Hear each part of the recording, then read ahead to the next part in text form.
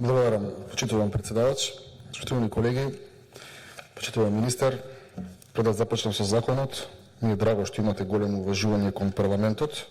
декларативно и вербално. Се надам дека во иднина тоа ќе покажете во пракса, бидејќи ако им доцнете 2 часа во некои што ги почитувате, не знам како се однесувате према некои што не ги почитувате. По поглед на законот, најпред сакам да го искажам моето задоволство што и коалицијата Можеме, на чиј представник сте вие, и коалицијата Обновена Македонија, чиј представник сум јас овдека денес, имавме ветување дека мораме да ги намалиме судските такси или мораме да направиме нешто во кое што граѓаните ќе им се намалат оние огромни казни, независно кои кога се донесени. Тоа е лошо и мислам дека со ова законско решение кое што го поддржувам ќе направиме услови за правата да функционира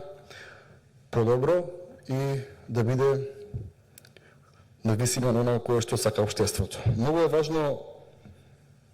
кои се професори во државата и кои не отстручува, бидејќи она кое што јас го како забелешка во воведниот дел оцена состојбата, го кажа професорката Сијановска. И повторно сакам јас да ве прашам, бидејќи во третиот дел кажувате дека ќе има фискални импликации од буџетот, со оглед на фактот дека како народни избраници имаме право да знаеме колка ќе биде сумата која што ќе треба да им се даде на судовите, бидејќи претпоставувам дека тие работат со овие средства и дека тоа ќе се намали. Сакам да знаеме до нареден пат, ако може, која ќе биде таа сума и колку ќе чини и од каде ќе биде скратено со новиот ребаланс на буџет. Тоа е едно. И второ, сакам да ме сослушате внимателно,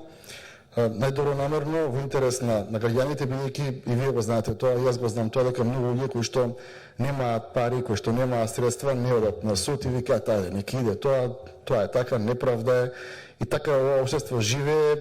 а не треба така да живее, се стремиме кон едни други димензии, каде што луѓето за многу по несуштински работи одат на суд, бидејќи судот не е само да добиете или да изгубите нешто, тој морална сатисфакција дека сте постапиле исправно во определено дејство во општеството.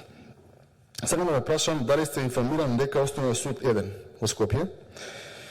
мислам дека тој е единствен, а ова ми е од граѓани препорака, односно поплаки, дека имаат некој правилник кој што е интерен внатре во судот и доколку вие сте обвинето лице и доколку кога те обвинува обвинителството, тоа те обвинува со определени докази, тие се на 100, 200, 300 страни, зависи колку е делото и колку дела имате, и дека доколку вие потоа сакате да ги земете тие обвинувања кон вас ставени на хартија, судот ви наплаќа 80 денари по лист. Значи, одлично е ова што 48.000 денари спуштаме на 6.000 денари. Имаме ние ван закон со интерни одлуки на Скопска единица, каде што треба да подите 18 денари по страна, за да ги видите доказите, за цела спремите одбрана. Многу ми е важно да тоа го проверите, да видите дали е согласно закон и доколку е така, а во верувам дека е така, бидејќи ова ми се конкретни случаи од граѓани, ве молам до нареден пат до второ читање, еве вие сами изменете го законот, бидејќи не сакам повторно да бидеме обвинети, сите заедно го носиме овој закон, добро сакаме да направиме, така треба да продолжиме и понатаму, но од една страна ако вие кажете 30.000 денари, од друга страна имате трошкови 20 и кусури за да ви дадат копија од тоа што го видели за да спремите одбрана, по мене воопшто не е во ред. Така да ќе гласам, ќе го поддржам ова законско решение, но до второ читање сум убеден во вашата добра волја и намера да го проверите ова и тоа да биде коригирано со закон. Да не може судовите сами да си носат одлуки колку ќе наплаќаат за било што ван закон. Тука е собранието, имате политичка волја, ќе најдете средства, ние ќе го поддржиме тоа, ќе ги елементирате судовите, ќе имаат да функционираат, граѓаните почесто додат на суд и за не само кривично, има и за други работи, суд и за деликти било какви, така да имате во предвид овој мој предлог. Благодарам.